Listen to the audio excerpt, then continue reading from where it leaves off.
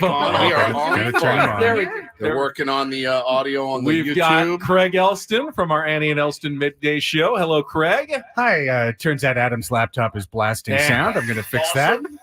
This is what happens on the first roundtable of the season. And joining us from Peoria, Arizona, and I've got about 6% confidence that we're going to be able to hear him completely. We've got our own Sam Levitt, Padres pre- and post-game show host with us. Hello, Sam. Greetings from Arizona. I see Woodsy wearing the 97.3 The Fan Polo. Yeah. Haven't got one of those. Look at that corporate guy. I saw Woodsy enjoying some pizza as well.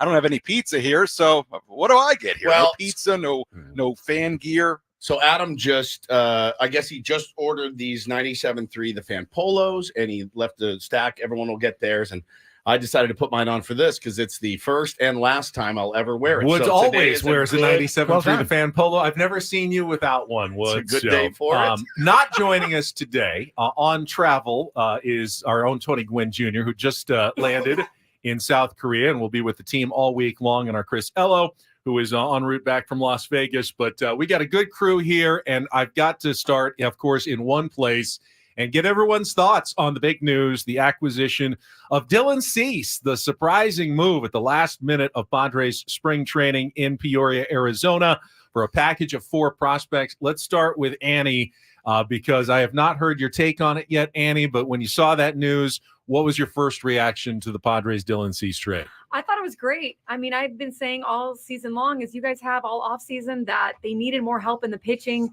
You had a 1-2 with Musgrove and Darvish, and you're hopeful that there's going to be no injuries there. But after that, it really dropped off. You don't know what you're going to get with Michael King. He looks excellent, but you don't know how that arm's going to hold up. Then your 4-5, a lot of different arms that they were going to need to cycle through. You don't know exactly how they were going to hold up over the course of the season.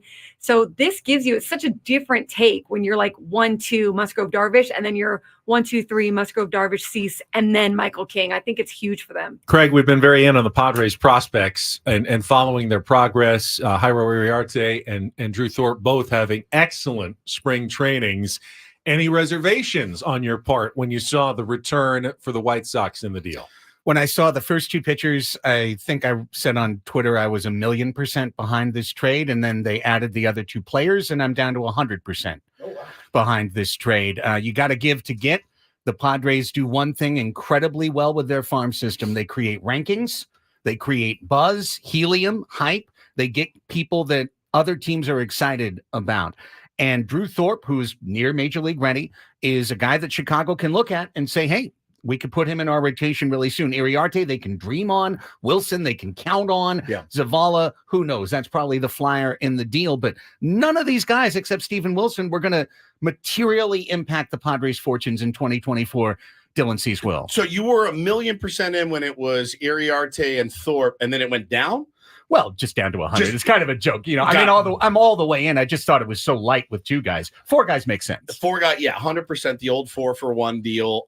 Those always look staggering when they come, and you're like, okay, well, what flyer did we get back in the deal along with Dylan Cease? That's something that I thought may trickle out as well, but it never did. And you look at it today after a good night's sleep, it looks pretty good. Let me ask Sam Levitt out in Peoria, because the entire month we've been hearing and seeing firsthand about the good vibes at Padres spring training, the good mix, players, everyone getting along.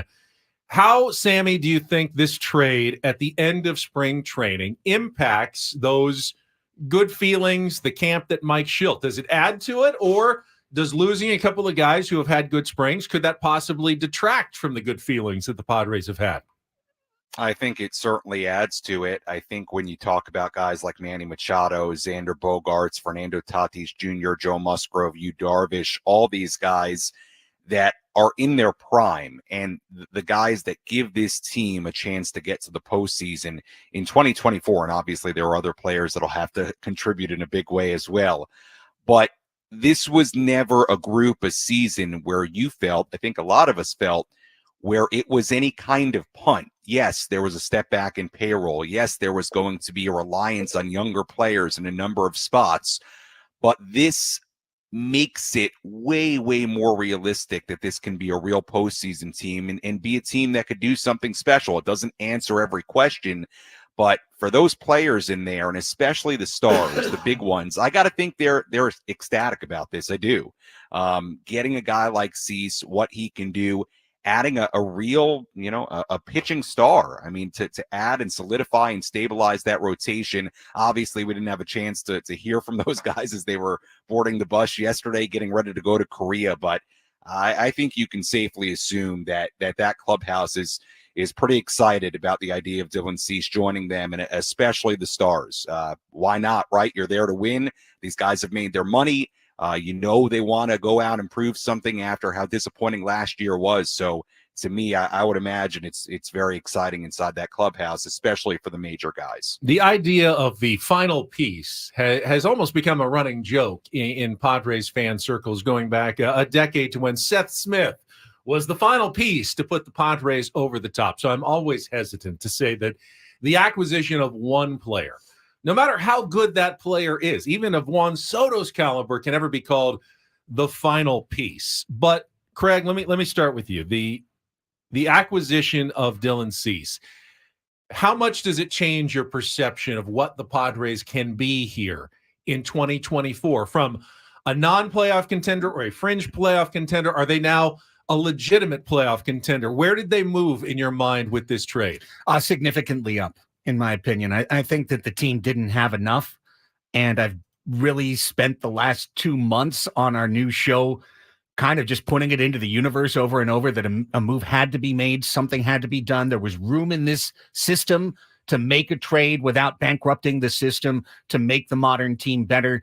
And Cease just accomplishes a lot for the franchise because it takes away, as Andy was talking about, a lot of the risk. Before, we had to count on 100% Musgrove and Darvish to get to 180 this year. Now those numbers go down a little bit because Dylan Cease is a workhorse. He's a guy who knows his body, who can put up 175 innings pretty much as an average in his career. And the knock-on effects are going to be really interesting in terms of when you take one slot instead of two slots in your rotation and make it your wild card. That's going to move one more pitcher into your bullpen, which means it's moving one more lesser arm out of the bullpen and back into the minor leagues. I think this is a much stronger pitching staff than it was yesterday. Annie, same question for you. What was your level of confidence or expectation for the Padres 24 hours ago, and how has it changed with the news of the Dylan Cease trade? I think it moved up. I think that they needed to do something because they have so many holes, and they still have holes. There's still holes over on the position player side, in the lineup, possibly an outfield, right, in the bench spots. So there's still holes, but you fill one. And also you take some pressure off of some of these hitters because now you've got a better pitching staff. You're not able to, or maybe you're not asking these hitters to go out and save you every single time, or ask the bullpen to come in every single time if you need it. So, look, Michael King might be fantastic. I mean, he might be able to go the whole season and never, miss a beat a la Seth Lugo, but you just don't know. And so I think this just gives them a lot of insurance. This is our 97.3 The Fan Padres Roundtable, presented commercial-free. Don't have to go to any breaks here, by San Diego Roundtable Pizza, joined by Annie Halbrin, Craig Elston, Stephen Woods, and Sam Levitt today in Peoria, Arizona. And I've been holding on to this question because, and even haven't talked to Woods about it yet. Obviously, A.J. Preller can always surprise us, and there could be another move later today or tomorrow. They could add an outfielder. But if this is it, if no more moves are made before opening day, and I'll start with Sammy out in Peoria since he's been out there. Sam, would you consider this a successful offseason for the San Diego Padres, going back to the Juan Soto trade, the remaking of the bullpen, the smaller moves that they've made, and now the Dylan Cease trade? Has this been a successful offseason for the San Diego Padres? I think you have to put it in the context of the financial situation, the step back in payroll, and trying to put together a roster with all those factors in play. I would say it has been, when you consider all that. The idea that the Padres clearly had to trade Juan Soto, that was something they were going to do. So to get the return they got back, when you think about the Soto deal and ultimately getting the pitching depth you got back, getting Michael King back, getting Dylan Cease, a frontline starter, somebody who can be a true ace. Did you have to give up some stuff to get him? You did. But when you put it in the context of taking that kind of step back in payroll having to pair it with trading somebody like Juan Soto, I think AJ Preller did well. Obviously, there are still question marks like Annie was alluding to, but I don't know that this was going to be a perfect roster ever heading into the season. But I think in the context, especially from the step back and payroll part of it, I do. I think they've done about the best they can, and to end up with Cease and King in that mix in particular, and the pitching depth, I do. I think they made out pretty well. Sammy says yes, Woods. Are we grading on a curve, though? Well, the Padres have reduced payroll by now about $92 million because they added about $7.5 with the addition of Cease and then Steven Wilson off of the major league roster.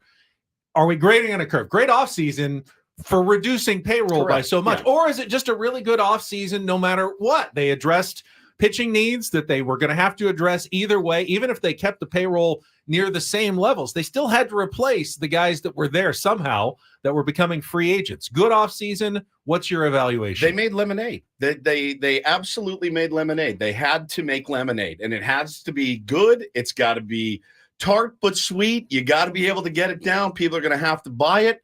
So far, they have. And season tickets are sold out again. The fever pitch for this team is still through the roof. People are still excited. They're willing to get up at 3 a.m. to come watch a game at a casino. So, yeah, Padres fever has always been here.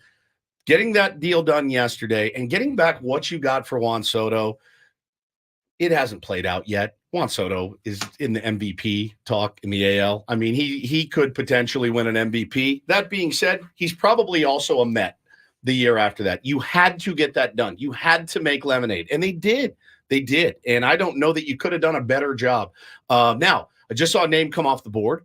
Adam Duvall has signed with the Braves for a very paltry $3 million. Really, $3 million. $3 million. And that's one that you go, son of a. So now look, he's got extensive hit. Like Mike Petriello tweeted, like the Swallows returning to Capistrano. The salmon swimming back upstream. No, like the Swallows returning to Capistrano, Adam Duvall back with the Braves for $3 million. So could have helped this team, certainly. I still think we're a bat away. I do. I think one bat is out there, and maybe it's Tommy Pham, maybe it's not. All right, so positive reviews. I like the lemonade analogy by Woods. Annie, you've covered the Padres and AJ Preller for his entire tenure here as general manager. Is this the best version of AJ? Is he actually better as a general manager when you put some handcuffs on him a little bit and don't just say, AJ, you got an unlimited budget, do anything you want. Now with a little bit of, okay, you got to be creative. Is this the best version of AJ Preller? I think it could be. I think that he did need to be creative. He doesn't have an unlimited budget. He is working within the front office. This isn't just AJ Preller. He's working within the front office to make additions or cuts or trades or things like that. But he waited this out. I mean, it came out right that he's been in talks with the White Sox, but that's probably been ongoing, as talks go over the course of an offseason. But he waited this out. He was patient. The White Sox, to their credit, they did too, right? Like they pitted these teams against each other. They scouted them. They waited till there was kind of a desperation, later in spring training and things like that. So it seems to me like it was a good trade for both sides. But for AJ Preller, I think like this is what he does, right? He builds up that farm system. He tears it down. He builds it up again.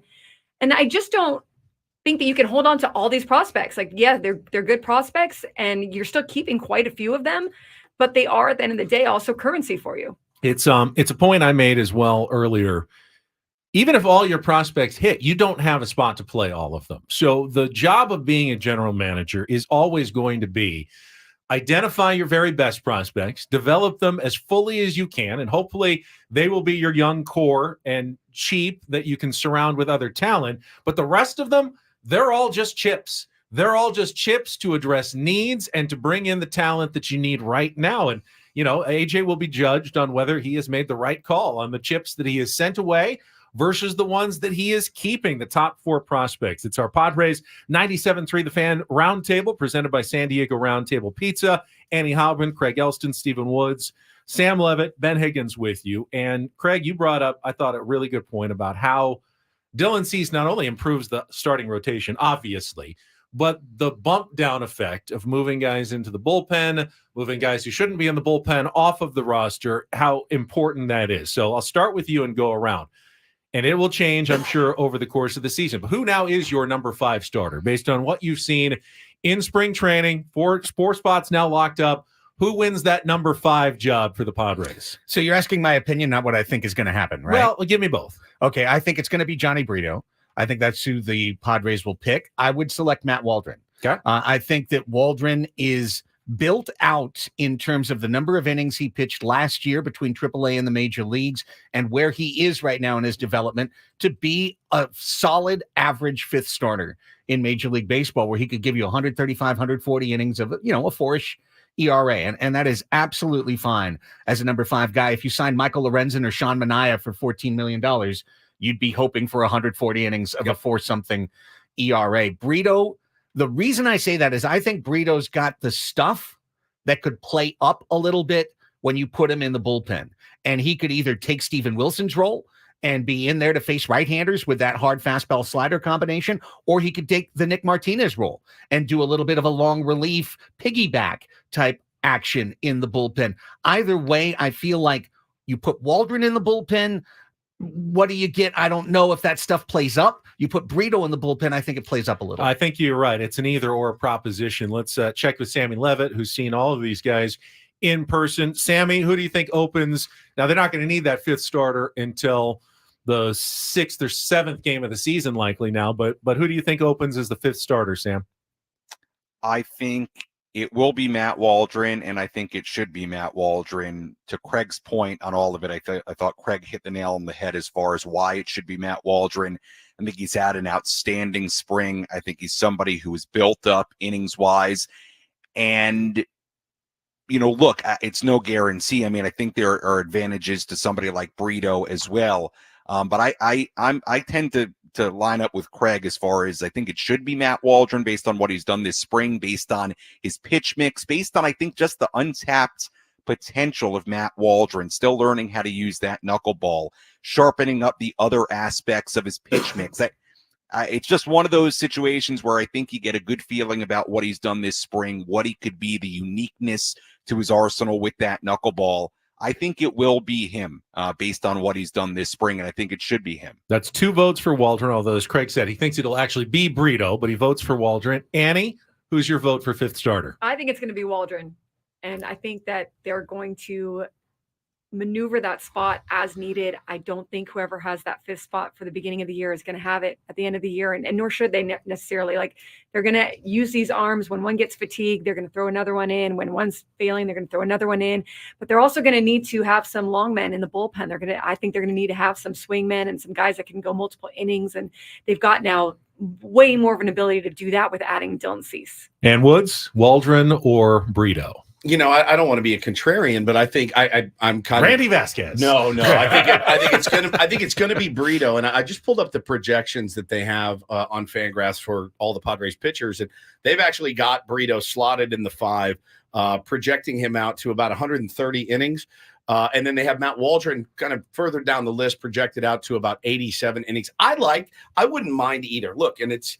Every baseball team, and especially a bullpen and a rotation, is fluid. It's going to be fluid. There's going to be combos, and Mike Schultz got to look 2 weeks down the road to see, well, we're going to have a day off here, and this is where we're going to match up. They're going to be doing some interesting things. The good news is they have guys that can do it.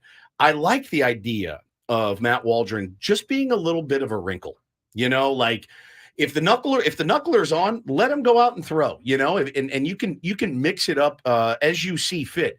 And I love what I've seen from Brito. It's not like either of these guys haven't earned the coveted 5th spot. They both have.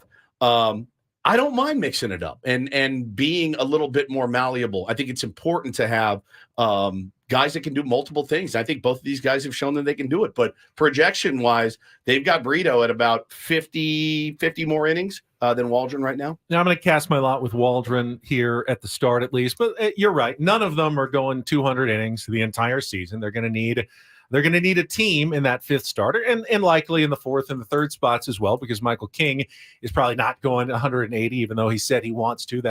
That seems like a stretch as well. So let's say it goes pretty well. Let's imagine a scenario in which the Padres rotation is operating on pretty much peak efficiency. Everyone they're putting in there is getting their job done. How do you develop? And Lanny, I'll start with you. How do you envision developing now your top prospects in Robbie Snelling, who just showed he's getting pretty close to the big league level, and then a younger Dylan Lesko? Do you think we will see these guys over the course of this season? Or are the Padres deep enough now that they may keep them in the minor leagues for another year and target those guys for more of a 2025 debut? That's a great question. I think that it's going to be as needed. So if all goes well, if you're in a scenario where everything is going ideally for them, I think maybe they don't touch them.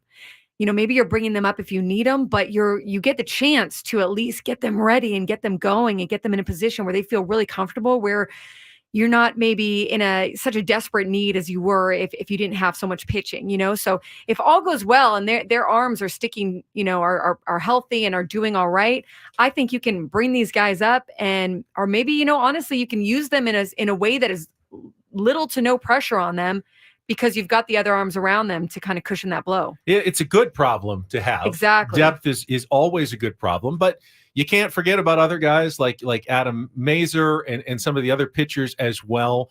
And Craig, what would you do to kind of handle both the future and the present? Trying to win now, but also knowing you're going to need these pitchers and you're going to need to advance them up at some point and give them an opportunity. Well, I think one of the things that really hurt the Padres in 2023 was that when they had a problem at the big league level, the guys that they had to reach down for weren't of the caliber that they wanted. It was lean. Right?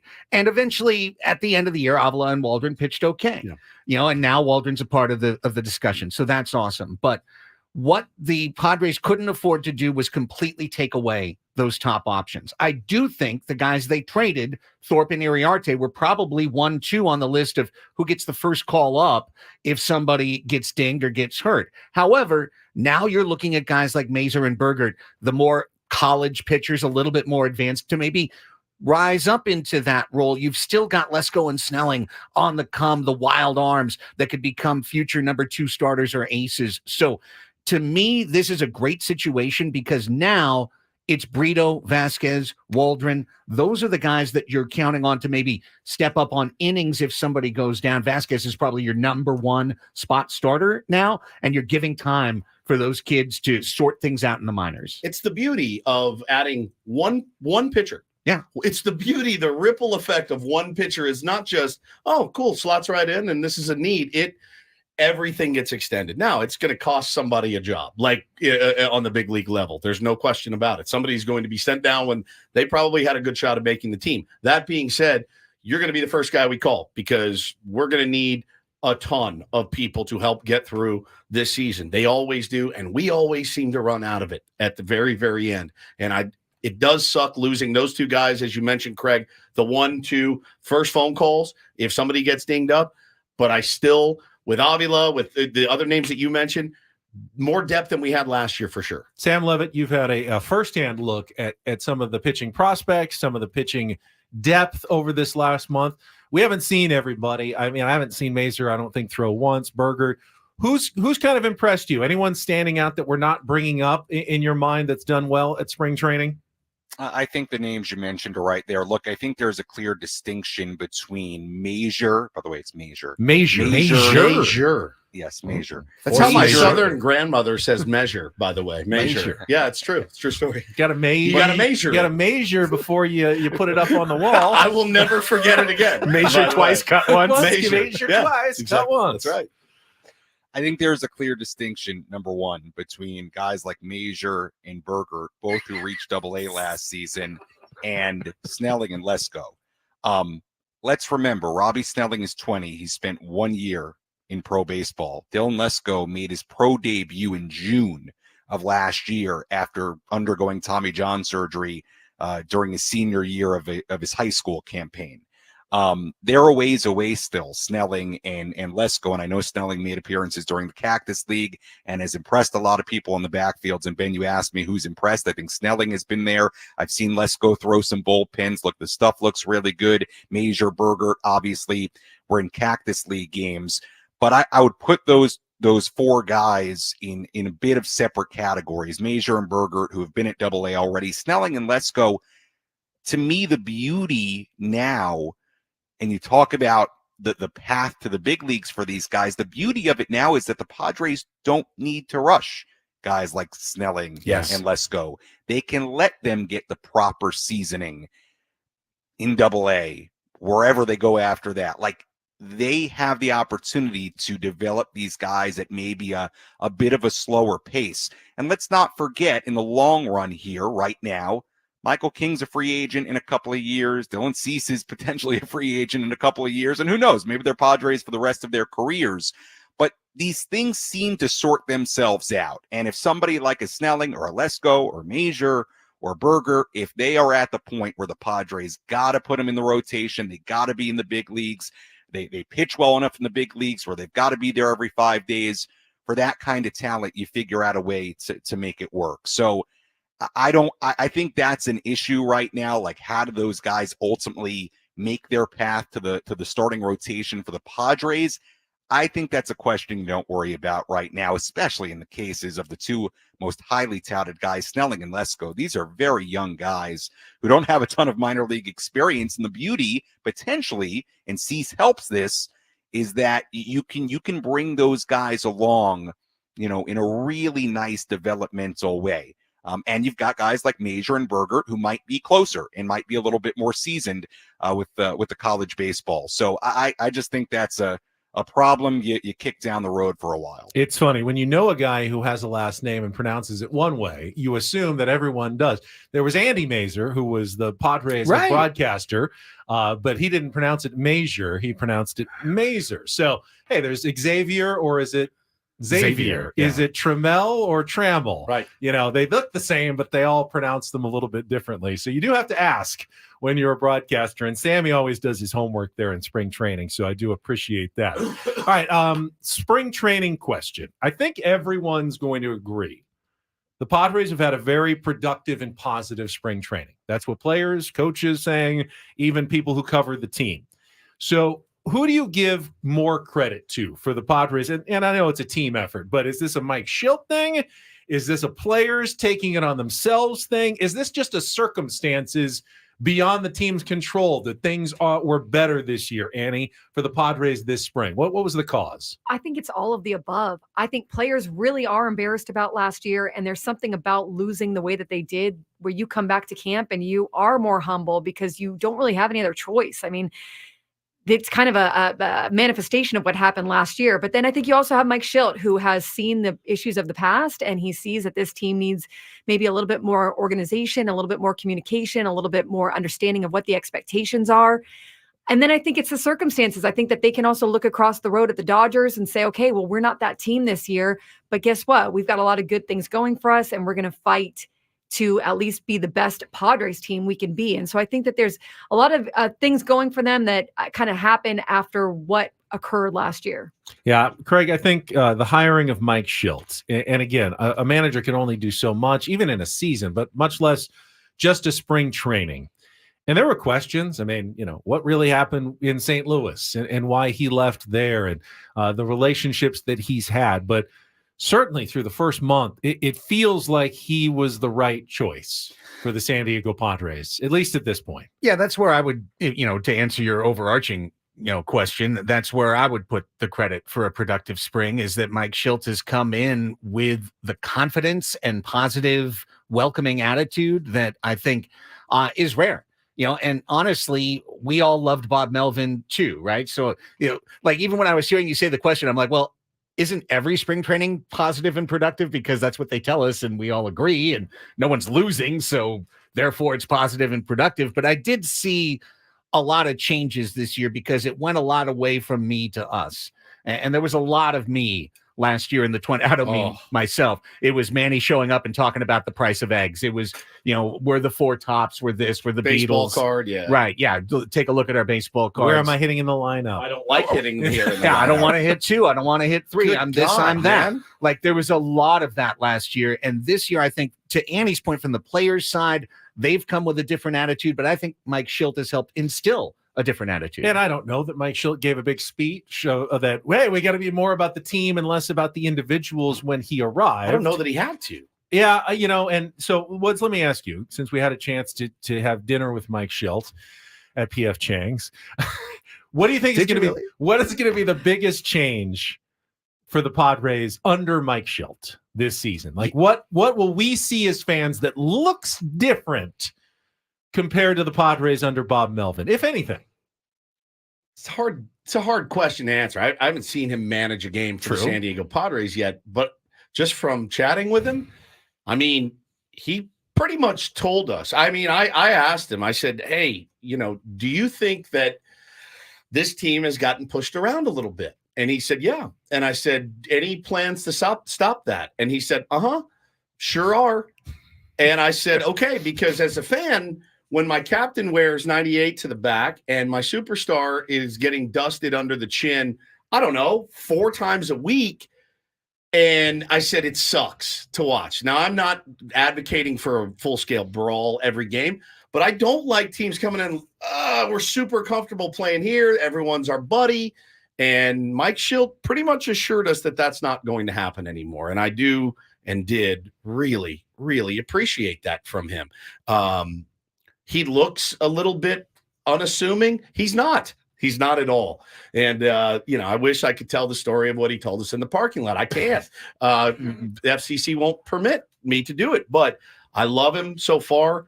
He said all the right things. He's done all the right things. But what it boils down to for me, Ben, when we sat down with Manny Machado, who we've interviewed 4 times now, 3-on-1, when he just sat down at the table, give me the mic, and just opened up and said, we said the wrong things. We did the wrong things. We're embarrassed. San Diego deserves better. And I sat back and went, well, this is the easiest interview ever. We didn't have to ask him anything. Yeah. He just took the bull by the horns.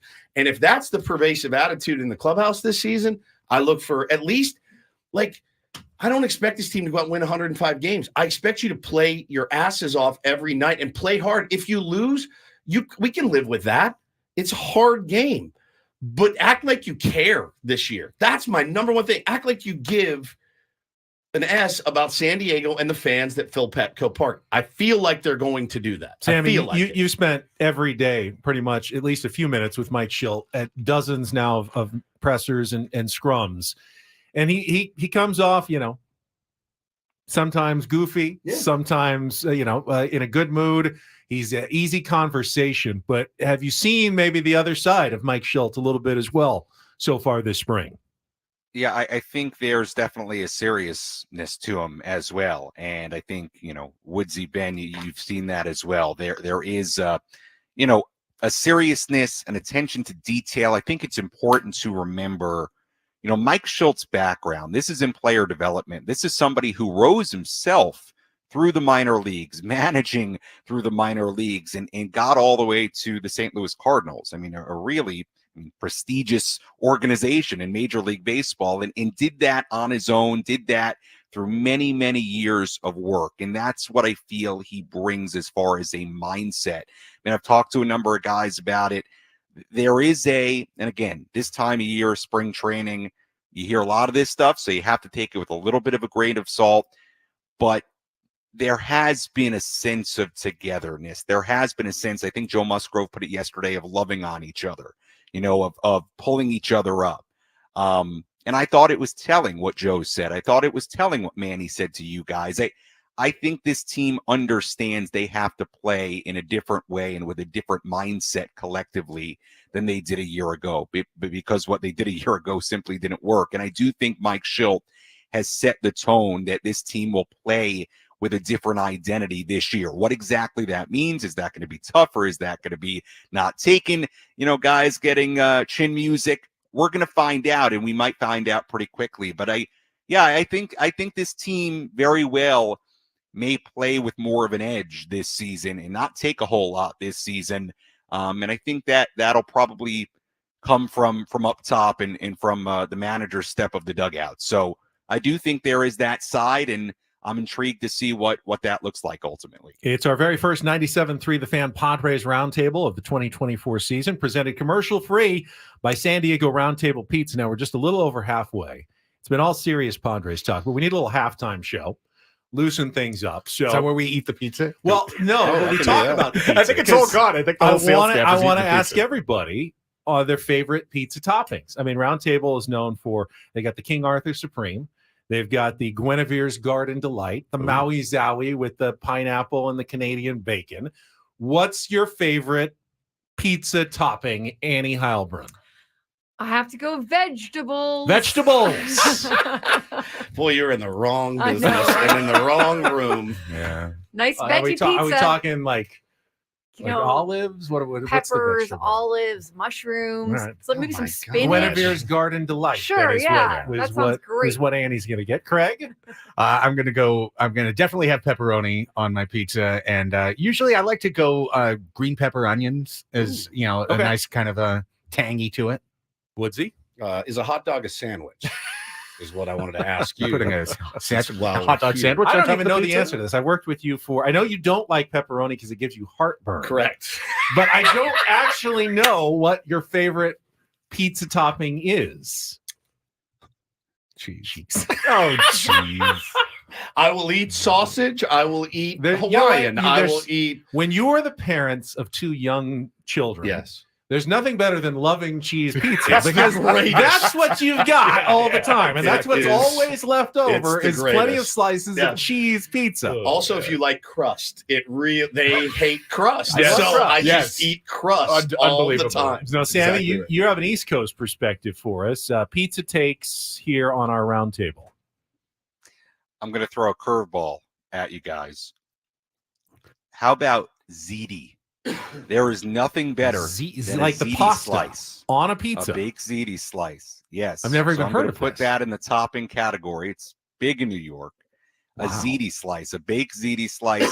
I'll give you the place. Pizza place, Hewlett, New York. Still the best ziti slice I've ever had. Ziti? Baked ziti Like- on pizza. Sammy, It's actually kind of under the cheese. It's not quite a topping, but it's sort of baked in to the pie. it's the last Trust thing me. I need. Like, it sounds amazing. I love eating. Like a I love spaghetti pizza. sandwich. Like just put pasta had inside it. of the bread. Divine possibilities here. The It's- spaghetti they're- sandwich. They're unbelievable. Well, What if pizza but more carbs? Yeah, exactly. Well, I like a lot of pizza toppings, but Fancy Ben loves a dollop of ricotta cheese Yeah, that's good. I agree. on my pizza slice. I really love a little dollop of ricotta. How dare you call it ricotta? Ricotta! I'm not It's Italian. Ricotta I'm is not so wrong. lame. I'm Ooh, not ricotta. Italian. Ricotta. This is the ricotta cheese. All right. Ricotta cheese. Let's get All back right. to business. Back to man. business of This the is Padres. And unbelievable. before the Dylan Cease trade this spring, we were talking about one different person, Jackson Merrill, and the kind of spring that he has had. Well, he's clearly on the plane. Mike Schilt all but said He's he off is the your- plane now. He's off the They're plane. off the Thank plane you, now. Christ. Yeah. He all but said he will be your opening day center fielder. The question to start, and we'll start with Annie.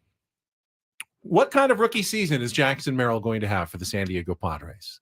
Oh, Can I give me Benjamin, give we've me been an talking estimate. about this for the last 4 months, and I don't think any of us know, right? well, that's what the roundtable's for. Here. Last night, Ben on our Yeah. live stream said Rookie of the Year. So that I is like- that is I like it. Okay, that's where the different bar take. I is. like it. By the way, Dylan Cease, according to Bob Nightingale, is on his way to Korea on a Let's different go. flight right now. Do you think I assume they sprung for first class, I right? would hope so. Good, Business goodness. class, Pretty or funny. first class. Be pretty funny. He's certainly not in Goodness. Coach Plus, I would think. If Adam was booking, can you just pay for it and we'll reimburse you? Maybe we might reimburse you. I didn't say. By the way, I didn't say He did. he's going to win the Rookie of the Year You said award. Potential Rookie But- of the Year in the fact that he is in fact a rookie. But when you, I mean, part of the difficulty of winning Rookie of the Year is, are you going to be on the team? Are you long gonna be enough? there? The fact Yeah. that he is their opening day and looks like he's going to be given every single opportunity without anyone really breathing down his neck to steal his spot. They can go through some struggles and he'll still get that opportunity.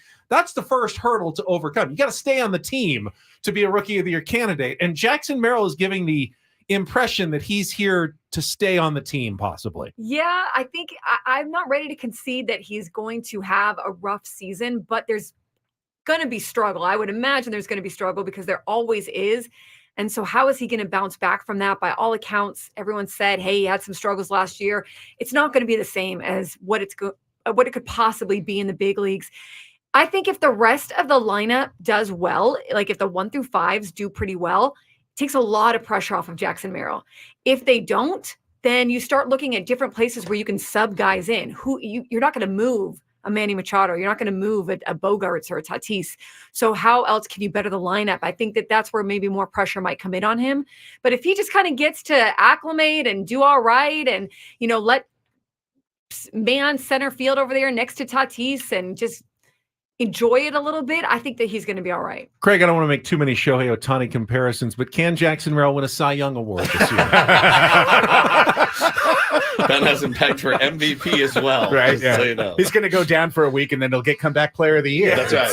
It's going to be a No, trifecta. I mean, 250, 12 homers, 22 stolen bases, 315 on base percentage. Is that a good year for Jackson Merrill? Not What a are we lot of looking people at? hit 250 anymore. Well, I mean honestly, it would be a pretty good year Okay. because It I wouldn't put his power to that level. I would actually think he might hit for a slightly higher average, but with Okay. less power. I mean, it makes a lot of contact. You're He going to get does. some hits when you make contact like the that. number one carrying tool for Jackson Merrill to get to the big leagues is his bat to ball. Yeah. It's his hit tool. It's rated as a 55 present, 70 future value on Fangraphs. Okay, just by comparison, because I was pulling this up, CJ Abrams was a 50-70. Okay, so he's projected to be a little bit further ahead of where CJ Abrams was when, remember, he came up at a similar age, was thrown into the fire, and did not hit very well at all for San Diego. Wound up being traded and didn't hit well in the first half of last year, and then in the second half started to show that promise of what a great big leaguer he might just be. Honestly, I think we are right now putting ridiculous expectations on Jackson Merrill. My first and foremost question is, what's he going to do in center field? Center field is the second most important defensive position on the diamond. We have seen what's happened at Petco Park with a bad center fielder. It changes everything. I'm not saying he's a bad center fielder, but when he suits up in South Korea, it's the first time he's ever played the position. I'm the first person to try to be as reasonable and moderate as possible. But I also believe that why should I have lower expectations than Jackson Merrill has for himself this year? And he is the one really who has kind of increased my expectations, because every time that kid opens his mouth, it's like, you're having a sensational spring. It's awesome. It's like, I can do better. I expect this from myself. I need to be doing this. Why wouldn't I be doing this? And I know the point has been made that if he starts in center field on opening day, he will join Ken Griffey Jr. and Andrew Jones is the only 20-year-olds to do that in the last 50 years. Would you make a good point? If a team's desperate enough, Bo Woods could be the starting center fielder on opening day at the age of 6. Yeah. Because did you earn it? Did you force your way on there? Right. Or is your team simply in dire straits, so you're out there because you have to be? Well, the point I made yesterday, Ben, was one that 6 weeks ago, I was like, this is absurd. I mean, this is absurd. We are forcing this kid into this position, and he's destined to fail. Now, after watching him, after meeting him, after talking to him, I go, okay, though it's starting to even out. He's not only earned it, but we also need him there, right? Everything has worked out. Had he gone out and hit a $120, I know it's spring training, gone out and hit a $120, look completely lost out there, I'd go, dude, you're forcing this issue. Go get Michael A. Taylor. At least he can play defense. I'm so down to give this kid a shot, because after hearing him, after talking to him, I go, well, he knows he can do it. He knows he can do it. I don't expect massive numbers from him. We didn't get massive numbers from Trent Grisham. I don't think he's going to play defensively as well as Trent Grisham did, but I think he's going to be fine. And if he's hitting in the 9 hole, he puts the ball in play, good things can happen. Huge fan. Don't expect too much from him. He's going to suck at times. He's going to suck. He's 20 years old. We have to be patient with him. I know it's not any of our strong suits, but he's going to stumble. He's going to face 2 of the nastiest pitchers he's ever seen in the first 2 games. The 2 nastiest. And the 2 nastiest. Yeah, 100%. And I said yesterday, if he goes 6 for 8, I'm not crowning him. If he goes 0 for 8 with 8 Ks, I'm not dumping on him either. Right. It's going to take some time. Sammy, let's bring you in with your Jackson Merrill projections as well. I think it'll be a roller coaster. I think there will be moments and stretches where he looks great, and I think there will be moments and stretches that are really, really hard. And I think the key for Jackson is really two things. Number one, how can he adjust, and how quickly can he adjust in the major leagues? To his credit, he did that really well last year because he had a really slow start at Fort Wayne, and then he heated up in a big way really throughout the rest of the campaign. So it's going to be about how quickly can he adjust, how can he figure out how to get through his struggles. And I'm with basically what you all have said. You're just looking for him to hold his own, both defensively, offensively. The key to this Padres season, let's be honest, it's not Jackson Merrill and what he does. This is still going to come down to the guys you expect it to come down to and what they do. And I think you hope around that Jackson can just hold his own and show you flashes of what he's going to be. I think that's the reasonable expectation at 20 years old and for as little experience as he has in the upper levels of the minor leagues. With all that said, he is supremely talented, obviously, and he is supremely confident. He really, really is. And it's something that has stood out every single day of spring training, every time he talks. And obviously the results in the Cactus League, he ran with it and he sees the opportunity, and credit to him. But I think the reasonable expectation is Jackson, go out there, play good defense, hold your own in your first year in the major leagues. And hopefully these stars can sort of carry the way. Hold your own, ride the roller coaster, do that, and I think it'll be a successful first season in the major leagues for Jackson Merrill. It's our 97.3 The Fan Padres Roundtable, presented by San Diego Roundtable Pizza. A little product placement here for Adam on our YouTube stream as well. And I want to thank the Encinitas Roundtable Pizza for hosting at least a dozen of my youth soccer team and baseball little league parties at the end of the season. There's probably still a picture of me on a plaque somewhere up there. Anybody can find that at Roundtable Pizza. That would be appreciated. And it's been there since I have grown up my entire life, and they've been a part of my childhood for sure. All right, even if you're as confident as I am in Jackson Merrill, still don't really know much about left field and the non-Manny Machado third base / designated hitter position for the San Diego Padres. So, Annie, let's start here. How do you think those two spots are going to pan out this season for the Padres? Will there be another signing? Will someone grab a hold of it? Will Graham Pauley also, be alongside Jackson Merrill? Is it just Jerks and Profar out there and left? What do you see happening here? I thought it was going to be Graham Pauley, and then they would I don't know what they would do with Graham Pauley. That's the thing after Manny Machado comes back, because if you're going with kind of what Mike Schultz has said this whole camp, which is they don't want their prospects really having to, spend a lot of time on the bench, then what do you do with Graham Pauley? Now, maybe it's a situation where they'll work that out after they get to it, but I'm starting to think it's going to be Tyler Wade. I'm not sure if Graham Pauley is going to make this roster right out of camp. I'm thinking it's maybe going to be Tyler Wade, and they can always bring Graham Pauley up later if they want to or they need to. But it's good. The bench is an interesting thing. I mean, that's one word for it. Interesting is a word. It leaves a little bit more to be desired than I think any of us would like. But maybe Preller's not done. Maybe the Cease thing was the beginning, and now he's able to make a few other fringe moves that he might have wanted to make. He goes. You know how he operates. Yes. I mean, expect something by noon. I would say he's in Korea, but it doesn't mean he can't. He's broken the seal. Yes. Correct. Yeah, that's exactly right. And now the moves may start to flow. Yep. At this point. So, Craig, do you anticipate they have about $13 million left still under the luxury tax? Are they going to address left field, designated hitter? There's still some names out there on the market. How do you see those two positions playing out? I think 100% one more veteran bat is coming to the San Diego Padres. I would love to see two, but I don't think there's, as you guys have talked about a lot and we've talked about too, you need to leave at least some buffer to the luxury tax if you're going to be committed to staying under it. And I am completely fine with being committed to staying under the luxury tax this season. So I think one more bat really puts this team in a much better position because, I want to be clear. And I see the folks Tommy in the chat. Pham also know that though, and is holding out for as much as he possibly can. If Adam Duvall's getting $3 million and Tommy Pham's seeking a 2-year deal, he's going to be out on the market a lot longer. Yeah. He's got to know where he is. Now, personally, I still think the single best fit in the market for the Padres is Brandon Belt.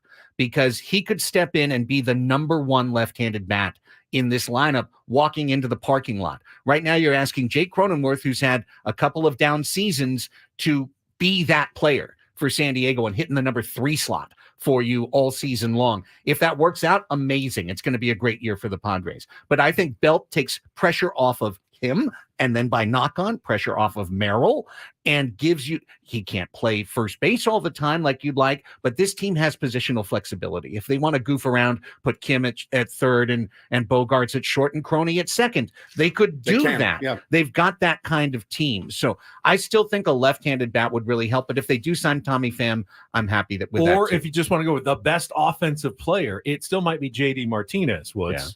That's out there just to be the DH is the best, most proven offensive talent left. I think it's really going to be dependent on Manny Machado and when he's ready to come back and play third base full time. And with the elbow still recovering, he started to mash, so he started to hit, which is a really good sign. But we need Manny Machado at third base. When that happens, Ben, then you can look at, because they have a lineup to make in a few days. And it's got to go up against Tyler Glass now. Who is your designated hitter? That's Manny Machado. So now Tyler Wade is probably going to be in the 8 hole with rookie Jackson Merrill in the 9 hole. It does not give me a lot of confidence. I don't know what I'm going to get from Jackson Merrill, but Tyler Wade has been around a while. He's got a 65 WRC plus, I believe, in his career. 65. For the non-statistically oriented, that's not good. It's not good. It's like my grade. If 100 is the best grade, he has a 65. Is the average grade. Yeah, 100's a C, right? So, yeah, man, I think it's dependent on what Manny does. Now, if you bring JD Martinez in now, Ben, and he's starting against the Giants and Bob Melvin in a week or so, or 2 weeks, and Manny's not ready, what do you do then? Where's JD Martinez play? So they're kind of waiting on his health. All right. I've saved the last few minutes for my final question. I want to go around to everybody, and it is fill in the blank time. Finish this sentence, Sammy Levitt. We'll start with you. The Padres will make the playoffs if. Put them on the spot. The Padres will make the playoffs if. Don't give me they win enough more games than 8 other teams outscore their opponents. The San Diego Padres will make the playoffs if the trio of Xander Bogaerts, Fernando Tatis Jr., and Manny Machado do the things that they are capable and we know they can do. I will say the Padres will make the playoffs if they turn around their record in 1-run games and find a way to win some close ones, walk it off like we saw a couple of them in 2022, and, take advantage of the opportunities that are presented in front of them. Woods? I think it's health dependent. I think the Padres make the playoffs with this roster going into right now if they stay healthy. And I mean Joe, and I mean you, and those two guys, they're just integral. And if Manny stays healthy and Xander stays healthy, I think this team makes the playoffs. Craig? I'll just take it a little bit more specifically and say if Yu Darvish, Joe Musgrove, Michael King, and Dylan Cease add up to 650 innings or more, the Padres make the playoffs. I like specifics. That's good. And they need to replace those innings. Annie, what do you think? I think it's the top in the line, the top of the lineup. I think it's everyone who Sam said, but I also think it's Jake Cronenworth. Yeah. I think it's Hussein Kim good having answer. as good of a year or more. I think you need all these guys who struggled last year. You don't have to have career years this year, but you got to be solid. You got to be good. Man, Jake Cronenworth does feel like a pivot player for the San Diego Padres Absolutely. this season. The lineup looks so much different with Jake pretty much penciled into the 3 hole.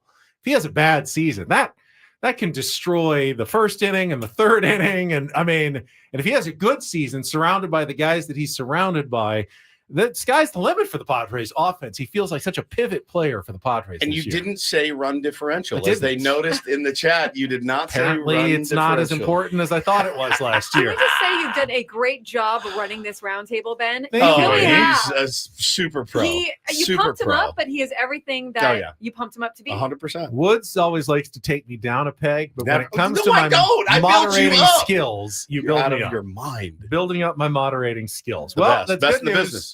Good news is we got a lot more of these throughout the course of the season.